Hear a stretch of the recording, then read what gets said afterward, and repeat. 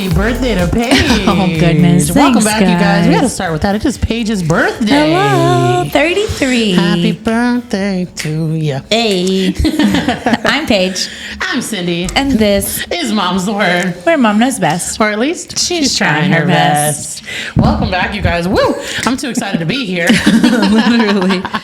Oh, man. I'm just getting sleepy. How you doing? I'm tired. Why? Because my medication. I feel you. I feel you. It's like a roller coaster with medication. It really is. Just trying to get used to it all. Yeah. Just trying to get used to it all. The side effects of medication, it's like, is it really worth it in the end? Because the nausea just is ripping me a new one. Do you feel like, though, it is worth it? Yeah. You don't get them for all of your medications, do you? What? You don't get bad side effects for all of them?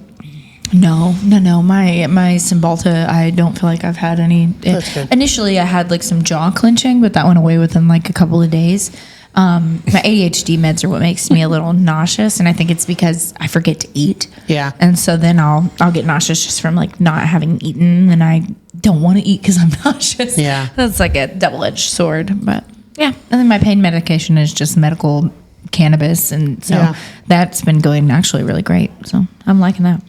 Is that a new thing, or you've been on that for a while? No, so I was on a pill form of medical cannabis. It's called Marinol. Okay. And Texas is recently, in the last years as I was pregnant and breastfeeding, open to like the tinctures and edibles and such. Okay. And so my doctor switched me over to well, technically I could get tinctures or drinks or edibles. There's multiple different things that I can get. I just get an allotted milligram per month, and so somebody calls me and they let me know what that my prescription is up and what do I want, and I just kind of go through a menu and say, can I do this, and this, and then that's it. Well, that's good. Yeah.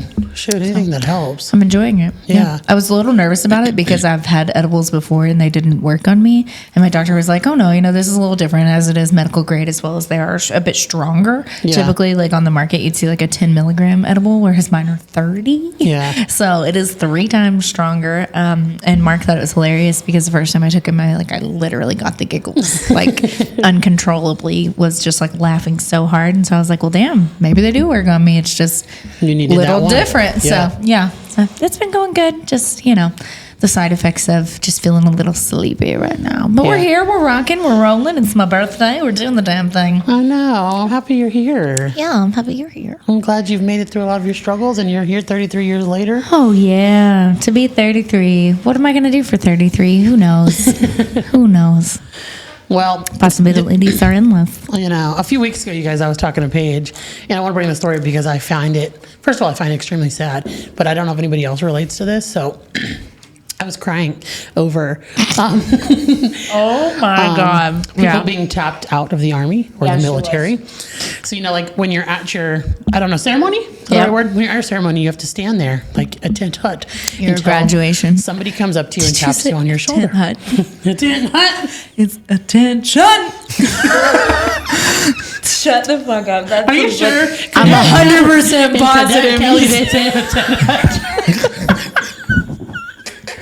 Wait, I'm so dead. First of all, I never knew it was a ditch. She said a 10. That's like a fucking football. I've never known that. Yeah. Okay. It's attention. Anyways, I'm Because crying you're already. standing at attention. That's Oh. what that is called. I thought like this. They're calling because you they out go- to stand they go, at attention. hut, and then they go, hut, hut. No. I love you. That's wrong. Anyways, I was crying over these videos because, first of all, like when their family taps them out, they crumble, right? Like a lot of them will crumble, and it's like so heartbreaking. And then I'm watching, and I keep looking at these or a couple of them, they're not moving. No one's tapping me out. So I literally voice memo her in a panic, like, what happens to them? Like, what happens? And I was like, well, either like a sergeant would come over, or a friend, or a family member. There's multiple. That's sad. There's lots of people that their family doesn't go. That's sad. And she goes, My family didn't go. Yeah. What? To be fair, I was in FIT, which means that whenever you graduate basic, you don't get like a special ceremony. So then the AIT is when you get your big special one, and I didn't get to graduate AIT because I got hurt beforehand. So and my parents, whenever I came out as gay, sold my car for $100 and turned off my cell phone. Because that's We just heartbreaking, weren't in though. a good place. First of all, like my parents would be there if I was at an award for, Yeah.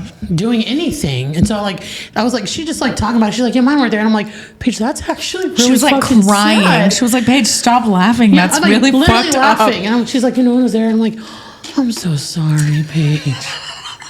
That's so sad to me. They didn't write me either. I didn't like get letters or any of that stuff. Like, because you'll get like mail call in the middle of the day. They'll come out with like that's so messed letters. up. That's why I was like, if you have anybody in basic training, write them, because you never know who's not. Yeah.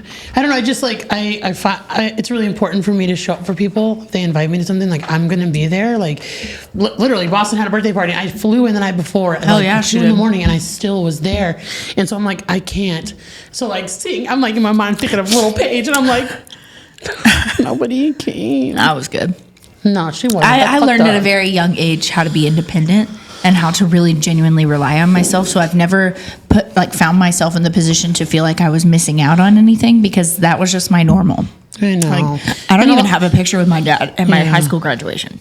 Yeah, that's just like so sad to me that is people's reality, and I'm not dumb to it. I know a lot of people do not have that, but to me, it's like there's such big moments that you think at least one person would show up, not just your family, like an aunt that loves you, like somebody who would fly in for you. I had a difficult relationship with my dad, obviously, and then I had no relationship with my mom. Right. So, and she doesn't have siblings. She had she does, but that was a whole Ancestry.com scandal. That's a different story. But not that I was ever aware of. Yeah. So, I didn't just didn't have that big family unit. Yeah. I just find it heartbreaking. But, I do know that a lot of you live that. And so I know that the families that you guys are building are a lot different now. Yeah. So it's important. Chosen family. It's important. So we did ask the audience what they wanted to hear from us. And so Jay, why are you looking at me like you're going to cry? Jay's joining us now. I know. Well, first of all, I mean, I think that's really sad. The fact that is your normal is sad. For any child to have that normal is very heartbreaking. When I hear stories like that, because I saw videos like that, my nephew graduated from the Marines at the end of October. And so I wasn't able to go because Kyler was not feeling well and he had a procedure. But my mom, his mom, they all tipped him out, whatever. And it's very nice. And it is very heartbreaking to think about that. So when I think of those stories, I think of it from two angles. I think of it of children experiencing foster care that don't have families that age out. Yes. And that's very common for them. And that's extremely heartbreaking, especially around the holidays, that they don't have anywhere to go.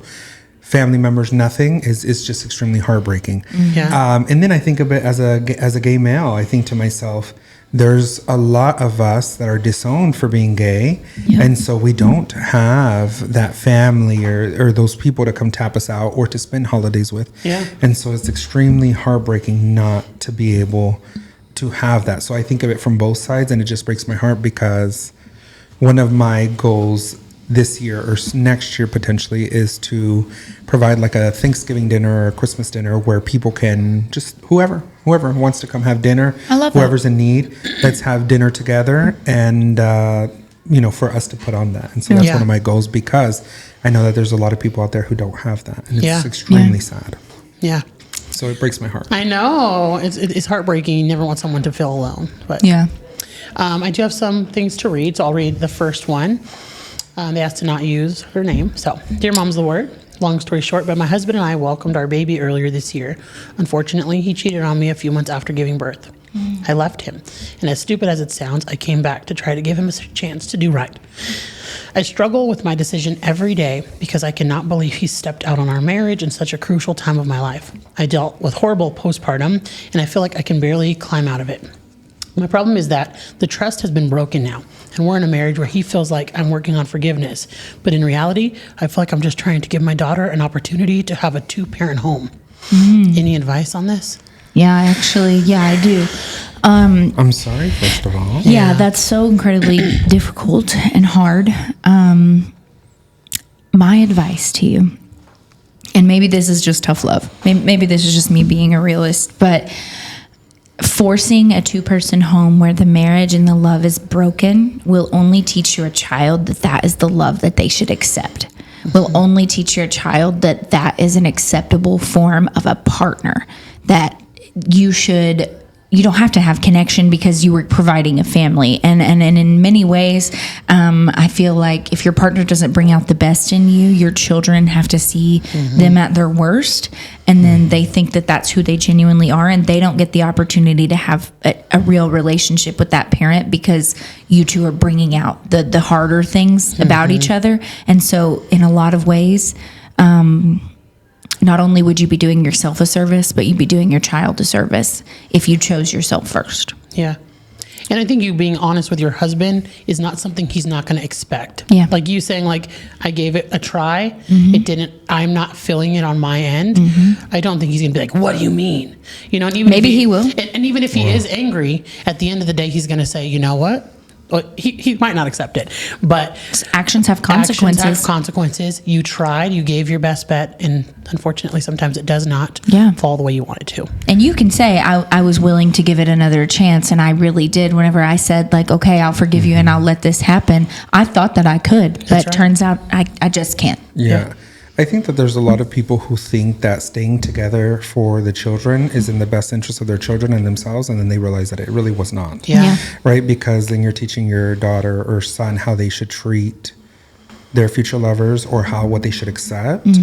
Right? And it can be very hard. The thing that I think about with this is a lot of people think that in order for children to be amazing when they grow up is that they have to have a mom and a dad. And a two-parent household, and that's just not the case. There's been children that have been raised by two dads or raised by their grandmas, by their aunts, their siblings, and they do amazing, right? But I feel like sometimes people have that notion that it has to be a two-parent household. For sure. But what we have seen is that there's these two-parent households who have stayed together for the children and then realized that really did not pay off the way that they intended, and then it ends up being a little bit worse. Right. I mean, that's a horrible situation, but I think that the important part is going to be having open communication and figuring out the best possible way forward for the child, first of all, because that would be a child-centered, what would be best for the child, and then for everybody involved. Yeah. Yeah. Open communication. Everything Jay just said is 100% spot on. You have to ask yourself, do you actually want to forgive him?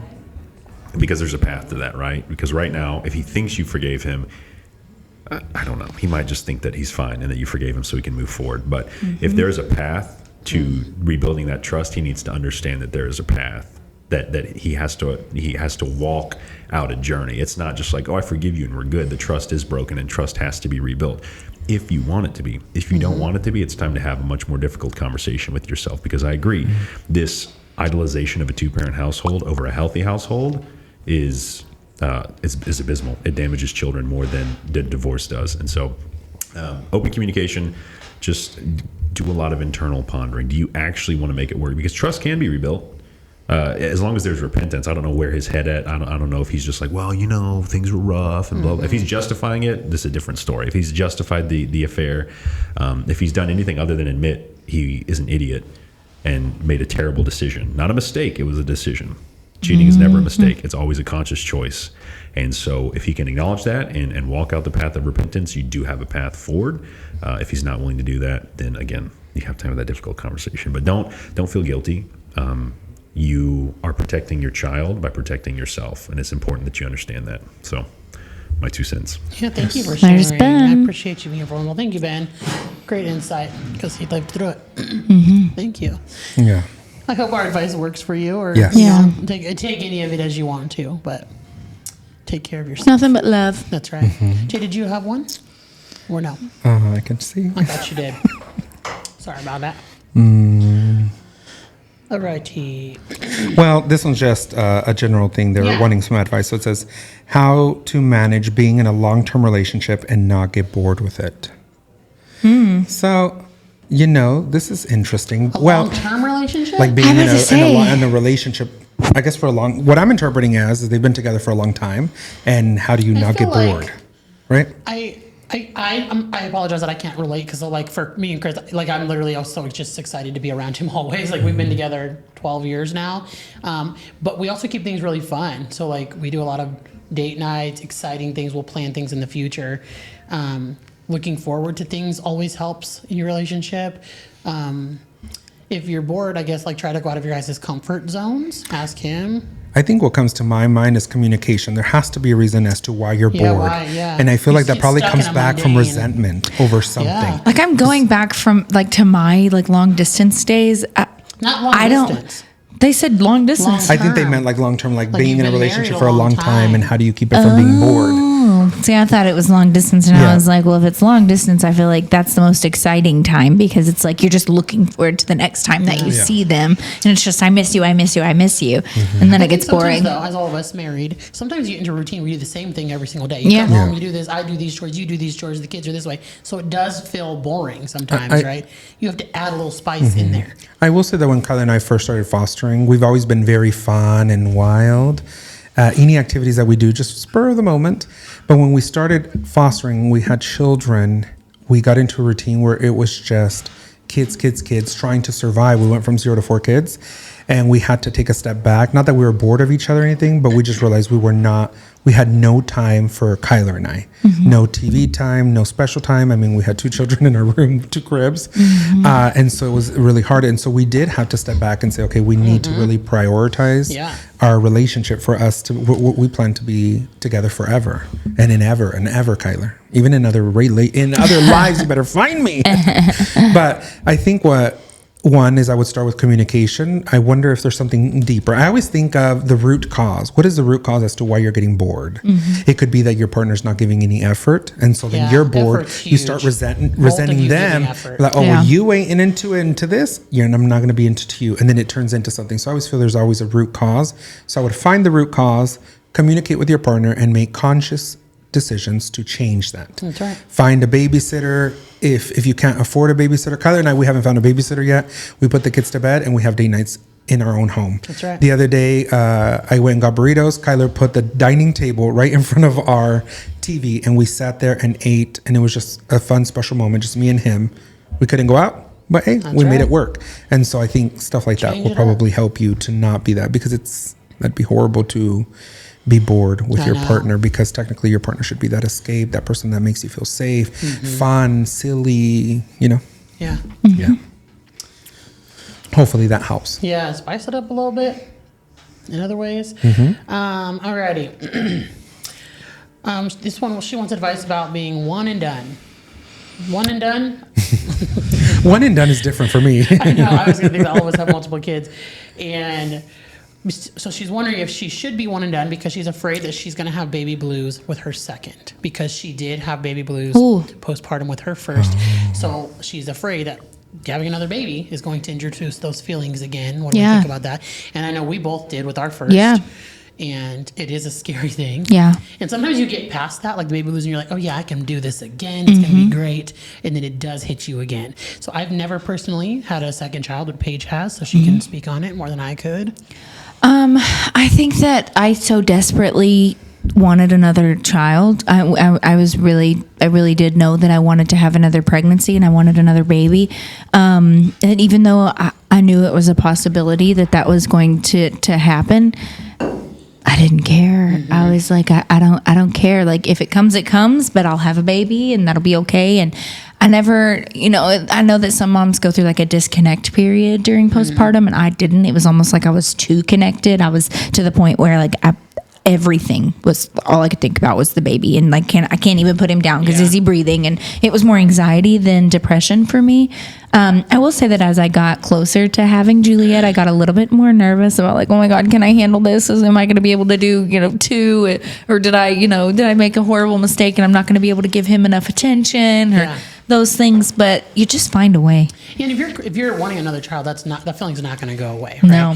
Also, that what I've seen with other moms sharing online is that you can start taking care of your mental health during your pregnancy. So that way, when you do have your child, sometimes the things you've done will help you not become so postpartum, like depression. So I've seen a lot of people start with a therapist during it, or communicate with their husband what they need, set up a babysitter, set up time so that they're getting, their nails done every week, but prioritizing how their mental health will be after they have their child good idea. Yeah. is super important. And sometimes it might not help, but sometimes it might, because you're going into it your second time. You're like, I know what triggered me. Let's not do that, And it's okay too if you're like, no, I think I am one and done. Yeah, I think I don't want to do this again. That's okay. It's so interesting because when you read that, I'd never thought about postpartum, right? I was just thinking of like people who say, I don't want to only have one child. I thought that's what it was kind of going to saying. You know how some people say, I can't have one child, I can't have an only child. Or people are like, oh no, you have to have two, or it has to be an even number. That's where I thought that was going. So very interesting. And sometimes your mental health is enough to say one. Yeah. Like I know people that are like, I'm blessed with my one child, and that's going to be it for me. Yeah. Because my mental health is more important. Yeah. What everybody handles is completely different. Yeah. Right. There's some people who just want to have one child, two childs, 5, 18, whatever. Right. Yes. Ben's nodding. Yeah, I want to hear something funny. He's working his way there. How we all things at different perspectives. So earlier, me and Cyndi were walking through the podcast space, and there was a spider, and it had a web. And me and Cyndi looked down at the spider, and we're like, "Oh, she's carrying her babies." And then the guy who was staring at us, He's like, was like, that's not what I thought. He's like, of course y'all think like that because y'all have a parenting podcast. He's like, I thought that her foot stuck to a web and she needs to be rescued. she was dragging like an egg sack. I thought she was like Charlotte's Web, like, oh, my babies are about to get stepped on. Let me run for dear life. Oh my gosh. So perspective. Everyone's is different. So I've had a few people message, how are we doing? How is Paige's anxiety going on medication? How am I doing? Because I've shared. I'm doing good. Yeah, you've been now on medication for months? Yeah, about 6 months now. And I'm doing good. I'm doing a lot better than I was, that's for sure. Yeah. I feel like I'm capable of keeping up with the day-to-day. I don't feel like I'm burnt out or overwhelmed because I did become medicated for ADHD too. I don't feel so just like drained from my list of to-do things that are simple to everybody else, but it's just like there's so many things to do, I don't know where to start, so I'm just not gonna start at all type. I can relate. So I'm personally doing very good. So you're sticking to the one medication. Yeah, buddy, it's working. So I will say there was a time period for about 5 days where I didn't go pick up my prescription, and I found I was like, I'm doing fine. I don't even think I need it again. And then I was scrolling on TikTok and I'd seen some couple videos. And Mark came in and was like, "Are you okay?" And I was like uncontrollably crying, and I was like, "I'm fine." And he was like, "Okay." And I had realized like I hadn't cried like that in a long time, to where it was just like I couldn't help but just feel that like overwhelming amount of emotion. I know that I'm very much empathetic towards people. Like if I see other people crying, it will make me want to cry, but it got very unhealthy. So just seeing those videos and knowing that like, oh, that's still in me. It was nice. I think that I hear people do go through that. They're like, oh, I'm feeling really great. I've been this on a while. I don't need it anymore. Yeah. Yeah. But you do still need to take care of your Yeah. mental health. Yeah. For me, I've only been on it for a couple weeks now, and I'm chilling. It's kind of like a wild thing for your mind to be chilling. Like, I don't know how to explain it because my mind never just relaxes. And I still do have moments where I do get anxious, and I feel like my brain like overrides the medication because I'm making it do it. Because I'm like, I should be worried right now about what's going on. And so I'm still like fighting the urge to be like, why are you not worried about this right now? And it's the weirdest thing that I'm going through. But I've only been on it for like 2 weeks now. But it's going well. It's going well. So by the time you see this, I'll be on it for like 2 months or a month and a half. But that's good. I seen a lot of people when I did my video respond really nicely. So thank you guys so much. I don't really like to be vulnerable, and I've seen a lot of people relate to it. And I do urge you to talk to somebody and get on medication if you need to. It helps. It's scary because you don't want to take anything, but sometimes you need to. Right. I think that y'all both do a great job, right, about being vulnerable. Cyndi over here did an amazing job because Cyndi is fun, Cyndi is light, and she wants to help everybody, right? That includes children, friendships. She pours herself into everything. And sometimes what I feel is as adults, we're taught to be strong and not to cry or not to let those emotions out. So the fact that you did that, I thought was amazing, because a lot of people probably see Cyndi and they're like, wow, she's so positive, she's so nice, and no one knew that she was struggling. And so the fact that she was able to share that, I think is very powerful, because then people can say, like relate, and it's just so things. So I think it was amazing. Thank you. That you shared and that you share.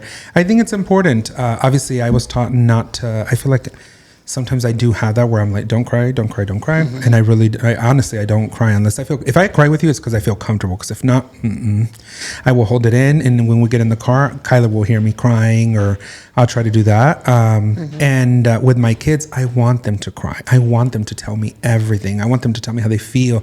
If they're upset at me, yell, cry, whatever, because I think that is extremely healthy. And there's nothing wrong with asking for help and seeking help. Yeah. I need people to really understand that, because some people think of it as a weakness, and it's not. It takes more strength to be able to talk about it and do something about it than just to suffer. I feel like me being vulnerable was the best thing that I could do for myself. Because like it is hard for me to even like call the doctor to be like, hey, I'm really struggling.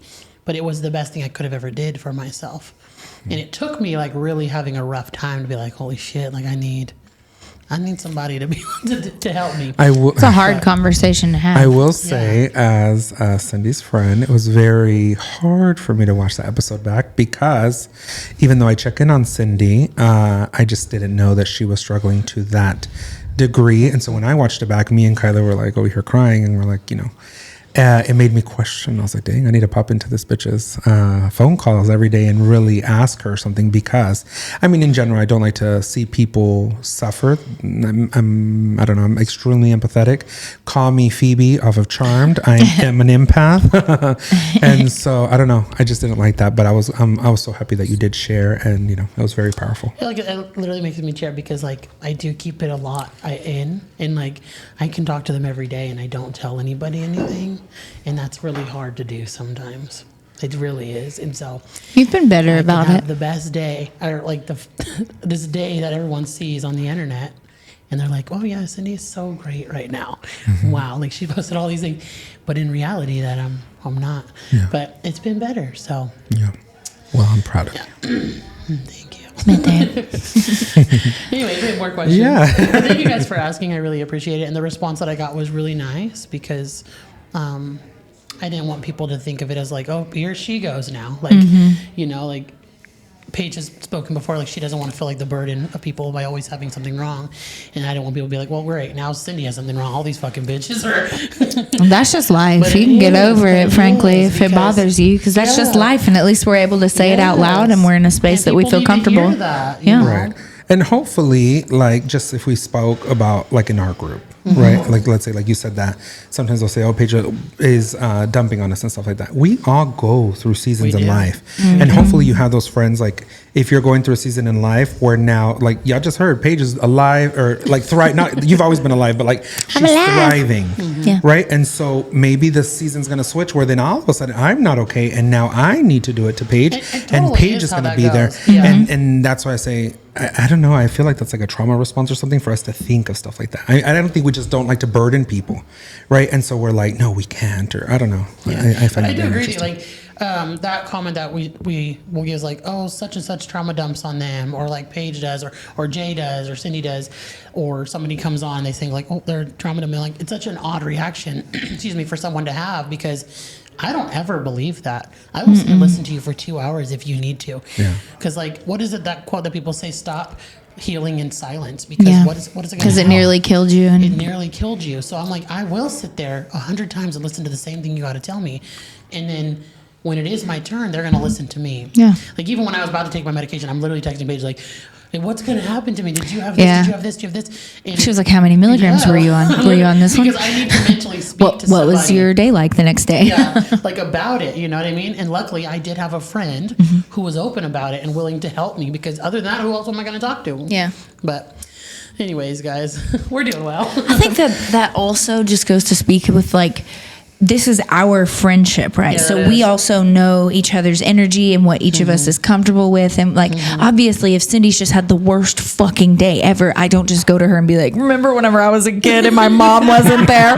You know, like, it's like time and place. But I don't think that we've ever been in that position where we felt like, God, it's always she has to say this, or it's always he has to do this. Like, it just doesn't come across that way for us. And that's just, you guys are literally just a fly on the wall, getting to Listening see to our what it's like for friendships. our friendship, just to be able to talk openly and freely. And in a lot of ways, sometimes I feel like I'm just talking to Cyndi or Jay, and I forget we're uploading this to the internet for all of you to see too, because this is my safe space. This is just where I feel comfortable enough to say, like, if I'm not doing well, or if I am doing well, or if life sucks, or, you know, if I'm just being a crybaby for no reason, like, and I'm capable of saying, like, this is what I'm going through. And both of them will be like, hey girl, it's fine. Yeah. It's cool. Yeah. And so just my suggestion is to find yourself friends that are like that in your life, that won't constantly think you are dumping on them, and instead will understand that if you don't get it out, you're going to keep it in. Yeah. Yeah. And it might take you a while to let it out, like me. And like, you know, Paige is really great about sharing,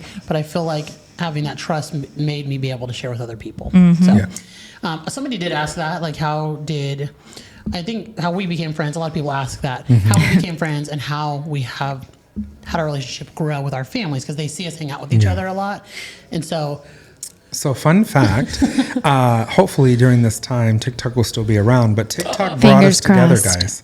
So Cyndi and I, we were working on I would say like campaign, or we got together with a lot of influencers to raise awareness, foster parents, to raise awareness for Jambos that provides brand new pajamas to children experiencing foster care.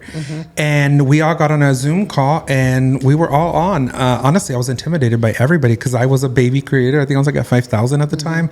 And then here were these big bitches with all these big numbers, right? And it was more of a self-insecurity for myself because nobody carried themselves that way, right? But, and so that's how we met. And so we started doing like where we were going to collab with each other and stuff. And then we just did a it's side like a foster group. care group of Yeah. people. And me and Jay attached really quickly. Yeah. I was like, oh, this guy's a little funny. Like, so we just attached really quickly, and then we became friends. Me and Paige go back a little farther. Yeah. Yeah. I think this January is 5 years. Yeah. And I slid into Paige's DMs. Like, I think you're local to me. Yeah. And I And was. she was. And we hung out one time to do, you were raising money. Yeah, I was raising money for a smile makeover, and so she was like, "Hey, can I go with you to Target?" I got her like a little. My thing has always been gift baskets. It's just been my thing, so I was gonna put one together. She was like, "I want to go with you to help pick out stuff," and so she came to Target with me. I think we walked the same sections like 50 times, just trying to find the right things, and we just talked. And then after that, we were friends a little bit, just more privately, just as We we would got to text know each each other. other. Yeah. And then I'm never the bitch who's just going to collab with somebody. Like, that is not me. Thank God I stayed out of it, because poor Paige. Oh, God. Y'all wanna that's talk about never- That was never me. you want to talk about the was Queen never team? But yeah, we've had a 5-year relationship going. Yeah.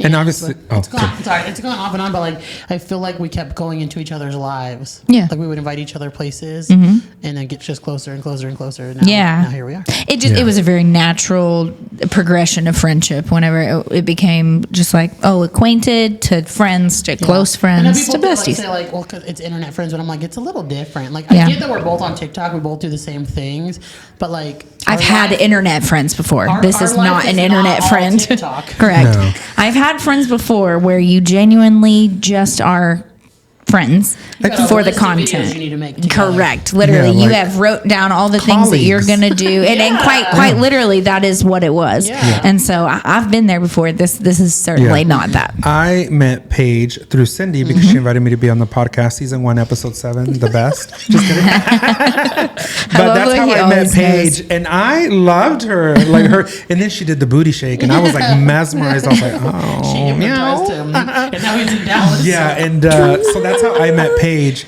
But I think the reason that we have been able to come together is because we have a lot in common. Yeah. And We're both then gay. We have, yeah, for real. We have meshed our families. Yeah. So when we do events, we do family things together, we all come together. We all want our families included. Yes. And too. so it works that we're all wanting to hang out with our families, because if I had a friend and they were like, oh, can you come over? Sure, I'm bringing my 5 kids. And I'm like, no, just you. Oh, I'm sorry, I'm not going to go. It's really, realistically, it's not going to go anywhere, because it's very rare when I am alone without Kyler and my kids. And me and Kyler are attached at the hip. Yeah. And people think it's weird. I don't think it's weird. I don't think it's weird. I think, like, I get anxiety when Kyler's not with me. I feel sad. And it's just because I just love hanging out with him It's so and fun being with when the all of them are kids. together. Yeah, and so I like it. So I think that has been a reason for the success. Is we have a lot of things in common, and then also we bring our families into it, and so Yeah. it makes it organic to be able to hang out. Yeah, it makes it fun. And I also see people comment all the time where like me and Jay will be together or we'll be at an event together or something, or like a birthday party, like where's Paige? I'm like, Paige was invited. Every time. Every single time. I'm always invited. But she has literally two teenagers, two babies, like, and Paige does live like 40 minutes from us. And one of my children has autism. Two of my children have autism, but my 5-year-old has autism, and that means that my life moves a little differently than every other child. Some of the things that they can go and do, my child will be overstimulated or simply will not enjoy himself. Yeah, like we told her, like, hey, we're going to Disney on Ice or something. Yep. She knows that her child will not respond well. Or birthday parties, she is invited with. So I just want to clarify that. Yeah, no. Also, Jay does live 8 minutes from me. Yeah, they also live they live in the same exact town. I live about 40 minutes away. There's no, and I think it's weird that they get jealous that way. Like they pick it out, but we don't. No. And I think it's obviously because we know too that like, well, that's just the way it is. Like y'all are fucking neighbors. Every time, like I know I was at Jay's house for a birthday party and I filmed it. They're like, well, why is not Paige not there? Yeah. What do you mean, you guys? Yeah. Girl, I had food poisoning. Yeah, she did. I sent a present, but I was in the bed. Yeah. I'm just like, y'all are crazy. Yeah. I was losing weight. I thought you were going to say that people think that me and Cindy are brother and sister. No, they think y'all are married. First of all, let me tell you. Married. Yeah, on social media, they think that we're brother and sister, which I always say we're sisters in Christ when people ask me. But in person, guys, people think that we're husband and wife everywhere we go. They think that we're husband and wife. And y'all got a lot of kids together. Yeah, I'm wild. I just go along with stories sometimes. Sometimes I correct people, and then sometimes I'm like, you know. It's crazy, isn't it? Yes. But I feel like when we're around each other a lot, our mannerisms rub off on each other. All of us. Oh, like, yeah. I say some of the things Paige says, those are funny. And I cannot say, hey guys, without everyone saying like, that is Jay. You must be his sister. I'm like, you guys are crazy. Yeah, I think it's interesting when people will say, I don't think that that's a bad thing. I think when you have friends, you will pick up each other mannerisms, or you will do similar things. It's like, oh, you're doing this because this person did this. Okay, is that a bad thing? Like, she's my friend. Like, you know? Somebody had one week, me and Paige are doing bread at the same time. Someone had come to like, you're only doing this because Paige is doing this. I'm like, you made me do it. But like, I was thinking like, oh, well, if I fucking am. Yeah, like, I'll do anything she does. It's fine. Like, she makes some good shit. What do you mean? You know. Also, our content is similar. Like, they're not the same, but they're definitely right next to each other. Like we're both moms and we're very close friends. Like if you don't expect us to be similar, then you know, I'm gonna do a closet clean out next week. Period. Why? Because it's motivating because she's donating to somebody. I feel like everybody should do it, and you get rid of shit. Don't forget to do your stripper bag. But I'll be waiting. No, I love my friends, and I am motivated by them. Okay, I'm gonna go. Copy you all the time. This is a segue for me. Okay, go. So to the one that you read to me earlier. Okay. Okay. So I feel like sometimes what happens. What are you laughing at? Nothing. Oh, I feel like Jay, with your phone, put it on mute. You're like literally 6 seconds late, Jay. Oh my lord. Okay. Okay. I feel like she's still laughing. She's gonna make me laugh. Okay. I feel like people try to pass on their own experiences and trauma onto others. They do.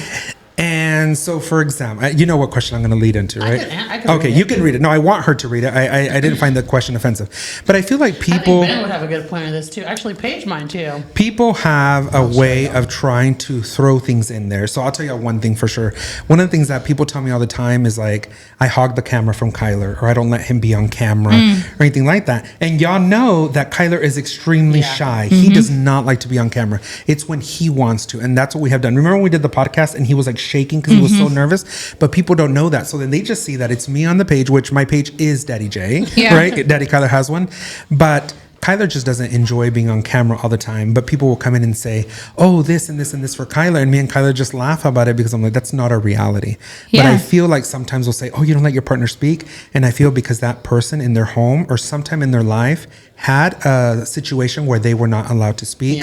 So then they get triggered by they assuming that their situation is mine. I think that happens a lot. People put their trauma on other people. Yes. For instance, I could give my child, I bought something for this child today, and they'd be like, why'd you leave the other two out? Why aren't they getting anything? I'm like, oh my God, I got that so weird. much. Like, I don't favor one child over the other. It's just that day I was at the store and this thing reminded me of this one child. But guess what? The other one's probably going to get stuff too.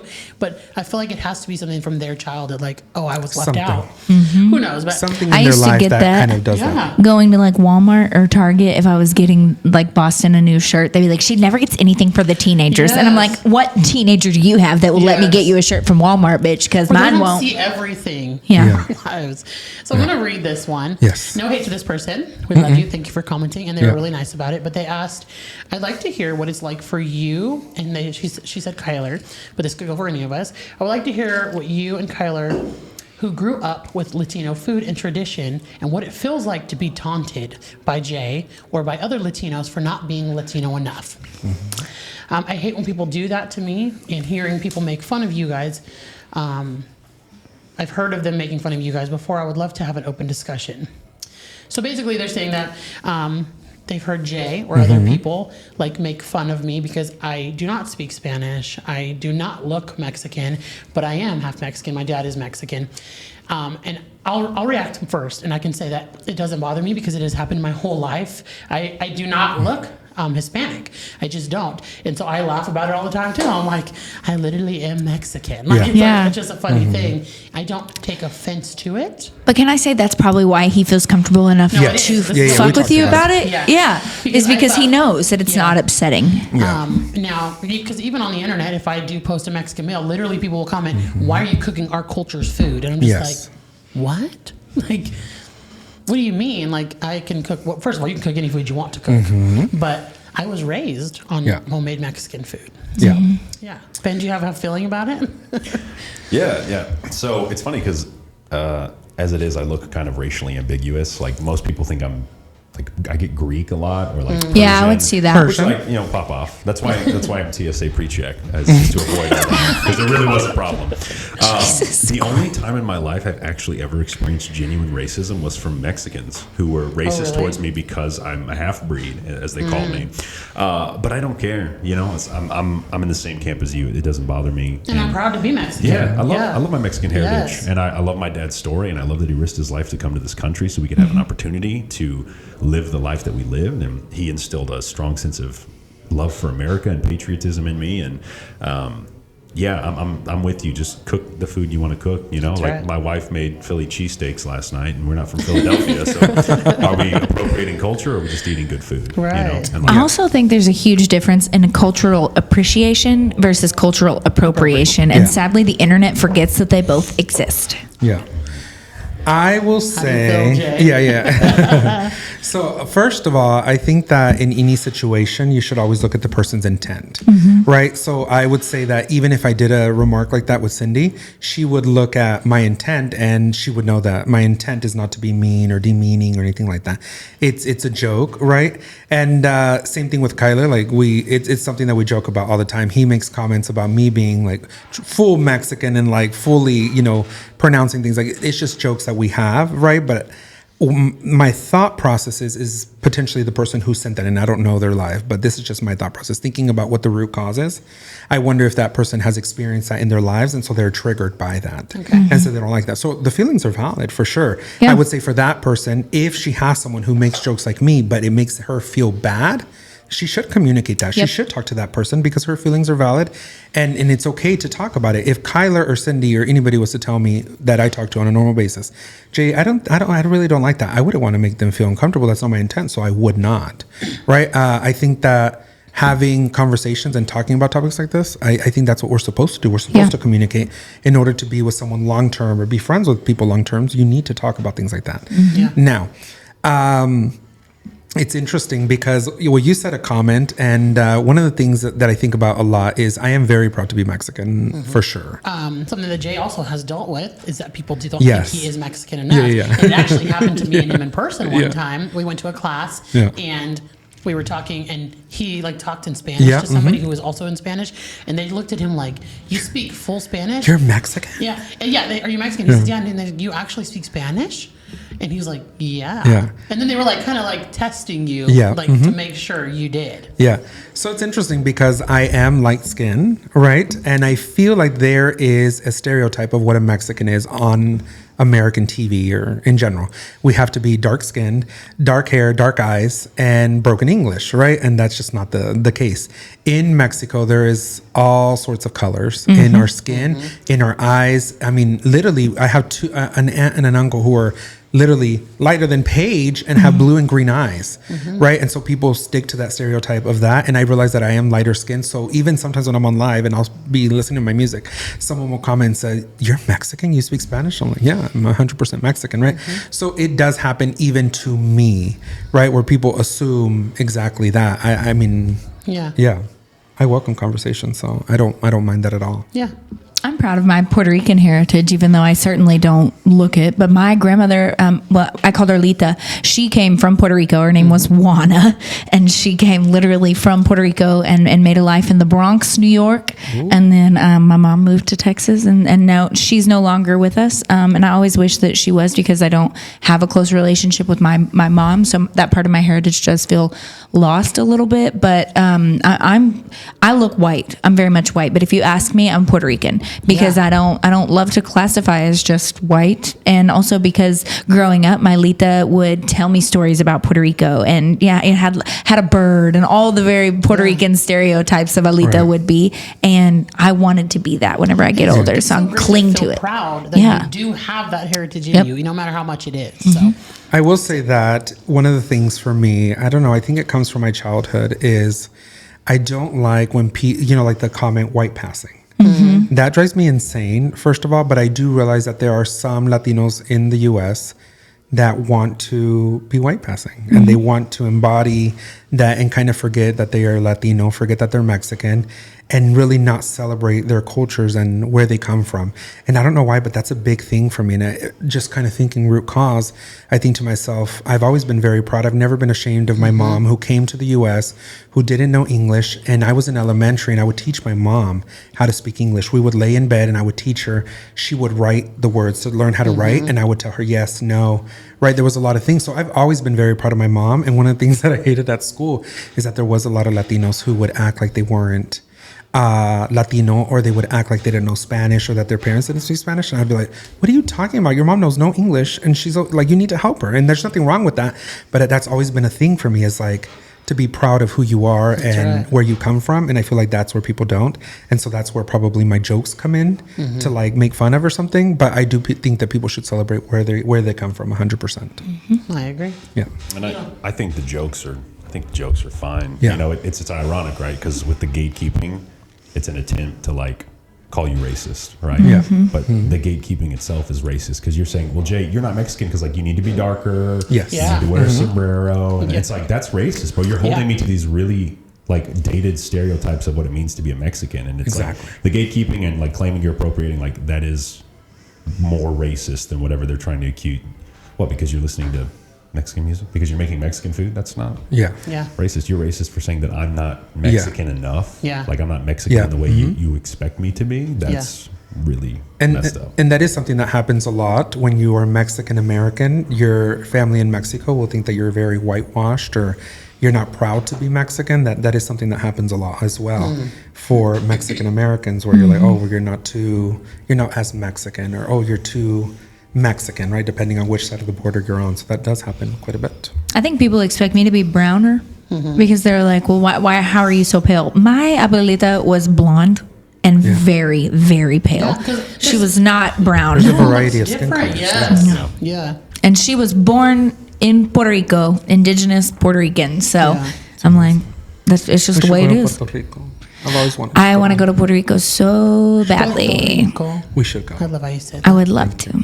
Mom's the word. Someone made fun of me because I pronounce things. Because I pronounce things correctly. So I say jalapeño, chile, Today I'm mango. making jalapeños, and they're like, "Why do you do that?" Why do you, this lady literally told me, "Why do you have to say it like that?" So just annoying. respond to me like, because I'm a fucking Mexican, and that's the but word. Then I think to myself, I think it's very. Oh, this is another thing. I think it's very annoying when people don't go out of the way to try to pronounce things in the correct language. And so like jalapeño, chile, that's not me trying to be like, ooh, arriba, jalapeño, you know what I mean? No, that's literally how you say arriba.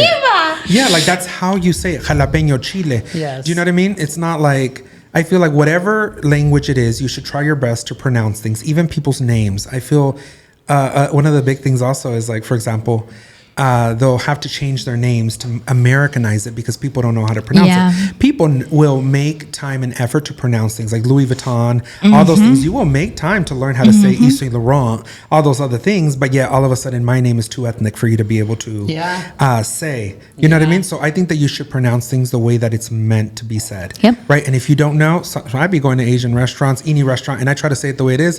And I'm like, excuse me, can you teach me how to say it? And I butcher it, but I try my best because I want to learn, and I'm truly invested in it. But some people find that very interesting because I saw this other creator, my crush creator, Golden Balance. He gets that a lot where people will ask him, why do you have to say it like that? It's like, because that's how you say it. Like, that's the correct way. That's the word. You know? But interesting. Yeah. Well, thank you for the question. Yeah, thank you. That was a good question. Elaborating. I thought it was a good question. Yeah. So now we're going to go into a little easier, not as heavy topic. Everyone wants to know, why is Jay not a sourdough girly?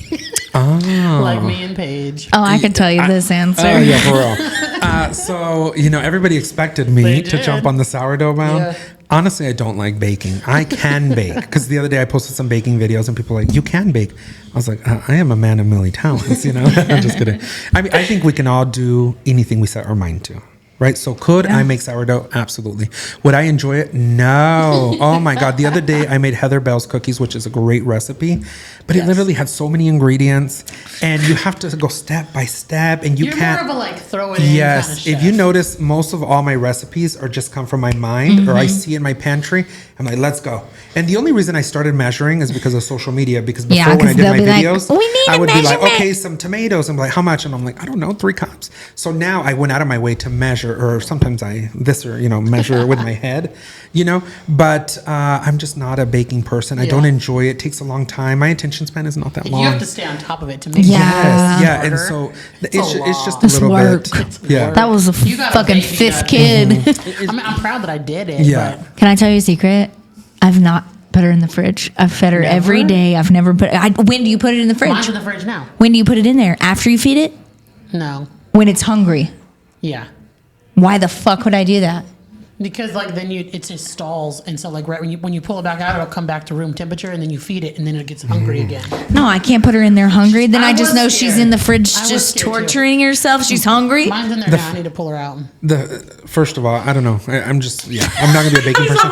Let me tell you. Hold on. I don't know why, but yeast and the fact that it's growing, you have to feed it, kind of grosses me out. Yeast. No, I know, but I'm talking about just the fact that it's growing and it's hungry kind of grosses me out. Just thinking about it. Oh, I love it. Or when you think about like it's yeast. like my science experiment. And the smell, people hate the smell, but I like it. It's good. Yeah, She's I'd be like, sour. oh, she's stinky. Yeah, she's stinky. That reminds me of like the Orange is the New Black when they were selling those panties and the guys wanted it to be sour. That's what it made me think The of. sourer the better. I do love that show. Me too. I don't know. Me too. The one I'm stuck on right now So is Jay's not Outlander. gonna No, I'm not doing it. Yeah, no baking for me. Well, other things. Just I try not to bake as much as possible. Oh my Lord, I don't like it. And if both of your girlfriends are making sourdough bread, actually, do you think he needs his own? We have so much. Yeah, Kyler wants me to make him a fancy grilled cheese because Cyndi gave us bread. But the only cheese we had was the processed American cheese. And I was like, Kyler, I am not making a sandwich with processed cheese with homemade sourdough. That's the only cheese you can use in grilled cheese in my not book. a sourdough one. Nope. That's the only you grilled have cheese. to use fancy cheese, like with the sourdough. Now, I make regular grilled cheese with American bread. But if I'm going to make a sourdough one, I need to do You better do it quick, because something. that's sourdough ain't going to last. For real. I told Kylie, I was like a croque monsieur or something. That's what we're going to make. It's in the freezer. It's good.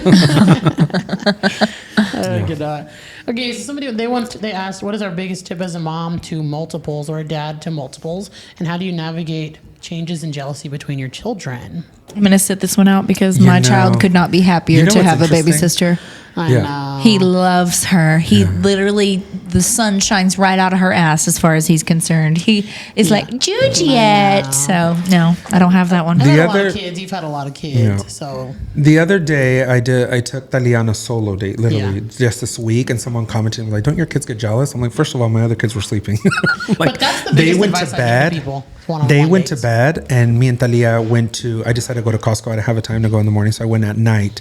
The kids went to bed at 7:30. We left at 7:30 to go that, and I said, let me take Talia, and then we can go have a little ice cream date, because she had been asking for ice cream. So did the kids get jealous? No. Have I ever done solo dates with the kids? And they were like, why didn't you take us? And we just sit there and explain, Daddy Jay and Daddy Kyler are trying to give y'all individual time where we're going to go and do something fun with each of you, and you're each going to have your own special date, and they have been excited and they love that. Like you do follow through with it. You've gone on dates with all of your children. That's my biggest advice to multiple. Is try to give them their own one-on-one time. So I have a huge age gap. Bear is 8 years old, and then Fox is 2. Itty is 1. And so there has been jealousy, or more so like Bear wants more of my attention because I'm always caring for a baby. Always have a baby on me when Bear is still my baby, you know? And so I have had to, or I have adjusted our life to, like, when I do put the kids to bed, that me and Bear will have one-on-one time just in our house playing games, like my full attention given to him. And now it's even throughout the day. So like during nap time, we do homeschool, but we'll also do something that I'm just giving him my full attention because he's craving that. Sometimes your kids are craving that if they're like acting out and stuff like that. And now Fox is 2, so I do one-on-one time with him as well. Like it's big, just like us sitting together. Chris will take the other kids on a walk or something, and we'll be at home. So that's my biggest advice. Yeah. As for the babies, they do get jealous. One will be on me. They both want to be on me. So great. And I love it. But I find that I have to find little moments in parenting that make time special with each of them. So that's my biggest advice. Yeah. And Bear doesn't really explain that he's jealous. You just see it in your children's in the reaction. behaviors, the way they start like acting up a little bit. Yeah. And it's going to happen. You know, you have other children, but we also do vocalize a lot like Jay does with his children. Like, you know, mommy has to, you know, have the babies right now, but guess what? Me and you are going to have time alone. But also me and my husband balance a lot of it too. Like if I'm really giving the kids attention, Chris is with Bear. And like, I'm very fortunate with that. Like they go out a lot and do stuff together. So yeah, I think it's great to do that. Like one of the things is when we did homeschool trips, the other kids wanted to go and they didn't understand as to why, or it was only me and Amor, or sometimes like you can take other kids, but I was like, no, I'm not going to take y'all. And it's because I want to be fully focused in Ari's or Amor's or Grayson's homeschool trips. So that way they get that one-on-one time. I think it's super important. The one thing that I learned that was very interesting is like my kids get 2 hours of iPad time. And I thought that iPad time, they would want to kind of be in their own world. And that's not true. There's been times where Amor wants me to lay with her and enjoy the videos that she's watching. And I never thought about that until she told me. She told me. She communicated that. She's like, I want you to sit here and watch these videos with me. And I was like, okay. And so I sat in her room, in her bed, just me and her, watching her videos. And like literally this past weekend, I did it with Ari. And it was very interesting. He wanted to take pictures. I thought that he would want his own. Sometimes they do. Sometimes they're playing Roblox and they're like, leave me alone. And then sometimes they want you to be there. But hopefully they communicate that. And if your child gets jealous or whatever, just talk to them. Yeah. Help them to go through it. Give them more of your time, honestly. Yes. That's all they're asking for. Yep. And if you're listening, they'll do good. This one is very interesting. I got one. Okay. It says, I am LGBTQ plus masculine. She's a lesbian. I'm sorry. She highlighted the L. I am a lesbian, LGBTQ plus masculine, and my parents have become possessive at 18, opposed to disowning me. Advice. So this is very interesting to me. The reason why I thought it was interesting is because traditionally speaking, parents will disown their children for being LGBTQ plus, for being gay. So this person is asking us how to deal with it because now her parents are, I guess, overprotective and very possessive. Because she is lesbian? Yes. They have become very possessive, I guess. Interesting. Like they just want to protect her? I think it's interesting. I thought it was amazing because usually it's the other way around. Your parents disown you and don't talk to you. And this one, like maybe the parents are a little bit too present, I guess. Okay. Yeah, I'm like wondering what is it that they're... I don't know that feeling because my dad cut me off 100%. So Same. I was out of the will. So. But anyways, I would just say that, again, you'd have to communicate that. What is it, right? Understand what is that's bothering you and communicate it, and I don't know, set a boundary with your parents. What are they protecting you from? Like you're 18 years old, and my parents have always been really protective. So even when I started dating at 18, if I took it as like, so, oh, I'm straight, they really protected me from who I was dating. So I'm wondering if they're just being overprotective because they're afraid your feelings are going to get hurt, or they don't know how to navigate you as a lesbian. Yes, exactly. So communicating, obviously, like give me some space kind of thing. Let me figure this out on my own. Figure this out. Yeah. Communication. I think I honestly think that's amazing. I'd rather be on that side than on this side that I was on. But just communicate with them and try to set a healthy boundary. And maybe it is feels what I would do. overwhelming to her, which is why she's asking. Because Yeah. it can be overwhelming if someone wants to be all up in your business, like, Mm-hmm. oh, were you dating? Oh, were you doing this? Like, and maybe that's what she's feeling. I think another thing Maybe is they're just curious though Yeah. too. Maybe Yeah. they've felt like, well, you've never told us anything about anybody, and so we just want to now know they're everything. interested. so. They can get too excited though. I think another part of that might be is like, for example, my mom, when we talked about it and stuff, one of the things that she's always said is that she was scared. And it wasn't that she was scared like that she didn't accept me or love me. She was scared on how the world was going to treat me because she Could knows be that there's a another lot of thing. people Yes. that hate us for being who we are. And she was afraid of the world out there for me because they were going to treat me bad for just being who I am. So maybe that is also maybe they're being extra possessive or I don't know, Yeah. because they're scared and they want to protect you. Who knows? Yeah. But I would just talk about it They and seem figure it to out. love you. So. Yes, that's amazing. Thank you, Jay, for being here again with Thank you guys. us. Happy New Always Year. good. Merry Christmas. Jay in the same sweater. Yes. I feel like I was quiet this episode. That's okay. I'm a little sleepy. I'm getting used to the medication, you guys. We're doing all Follow right. us on all platforms. We're Please. here every Thursday. Yep. We love you. And as always, keep the giggles going. And the love flowing. And until next time, Mom knows best. or at least, She's trying her best. bye, guys.